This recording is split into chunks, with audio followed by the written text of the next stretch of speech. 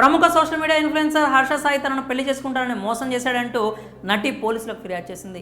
2 కోట్లు తీసుకున్నాడని, ఇప్పుడు మొహం చాటేస్తున్నాడంటూ నార్సింగి పోలీసులను ఆశ్రయించింది. తాగే డ్రింక్స్లో మత్తుమందు కలిపి లైంగిక దాడి చేశాడంటూ కేసు పెట్టింది. ఆ సమయంలో వీడియోలు తీసి బెదిరించాడని పేర్కొంది. కేసు నమోదు చేసిన పోలీసులు పలు సెక్షన్ల కింద ఎఫ్ఐఆర్ నమోదు చేశారు. నటి ఫిర్యాదు చేసి 10 రోజులు అవుతున్నా ఈ యూట్యూబర్ను పట్టుకోలేకపోయారు పోలీసులు. అతడి కోసం గాలింపు చర్యలు చేపడుతూనే ఉన్నారు. కానీ చిక్కడు దొరకడులా తప్పించుకుని తిరుగుతున్నాడు హర్ష సాయి. విదేశాలకు ఫ్యామిలీ మొత్తం పరారయ్యిందన్న వార్తలు వినిపిస్తున్నాయి. ఇదిలా ఉంటే బాధితురాలు మరోసారి పోలీసులను ఆశ్రయించింది. హర్ష సాయిపై సైబర్ క్రైమ్ పోలీసులకు ఫిర్యాదు చేసిన బాధితురాలు హర్ష సాయి సోషల్ మీడియాలో తన మీద నెగిటివ్ ట్రోలింగ్ చేయిస్తూ మానసికంగా వేధిస్తున్నాడని ఆవేదన వ్యక్తం చేసింది. తనను టార్గెట్ చేస్తూ కొంతమంది ట్రోలింగ్ చేస్తున్నారని ఆరోపించింది. ఉద్దేశపూర్వకంగా ట్రోల్ చేస్తున్న వారి వెనుక హర్ష సాయి ఉన్నాడని, వెంటనే అతడిపై చర్యలు తీసుకోవాలంటూ నటి ఫిర్యాదులో కోరింది. అందుకు సంబంధించిన పలు సోషల్ మీడియా అకౌంట్ల స్క్రీన్ షాట్స్ను పోలీసులకు అందించింది. ఆమె ఫిర్యాదు స్వీకరించిన సైబర్ క్రైమ్ పోలీసులు యూట్యూబర్పై కేసు నమోదు చేశారు.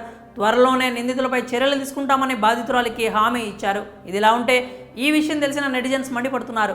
చేసిందే తప్పైతే ఇప్పుడు మళ్ళీ ఆమెపై ట్రోల్ చేయించడమే ఏంటని ప్రశ్నిస్తున్నారు. హర్ష సాయి నువ్వు మారవా అంటూ ప్రశ్నిస్తున్నారు. హర్ష సాయి ఇప్పుడు లైంగిక ఆరోపణలపై విమర్శలు ఎదుర్కొంటున్నాడు. కానీ యూట్యూబ్లో విపరీతమైన ఫ్యాన్ ఫాలోయింగ్ ఉన్న ఇన్ఫ్లుయెన్సర్ ఆపదలో ఉన్న వారికి డబ్బులు పంచుతూ పాపులారిటీ తెచ్చుకున్నాడు.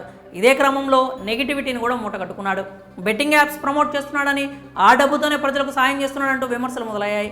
అంతలోనే మాజీ బిగ్ బాస్ కంటెస్టెంట్ నటి తనను మోసం చేశాడంటూ పోలీసులను ఆశ్రయించింది. హర్ష సాయి అతని తండ్రిపై కూడా ఫిర్యాదు చేసింది. అప్పటి నుంచే యూట్యూబర్ ఫ్యామిలీ పత్తా లేకుండా పోయింది. అయినా కూడా సోషల్ మీడియా ద్వారా తన ఉనికిని చాటుతున్నాడు హర్ష సాయి. తాను ఎలాంటి తప్పు చేయలేదని, డబ్బుల కోసమే ఈ ఆరోపణలు చేస్తున్నారని, నిజాలు బయటికి వస్తాయంటూ పేర్కొన్నాడు. అడ్వకేట్ను రంగంలోకి దింపాడు.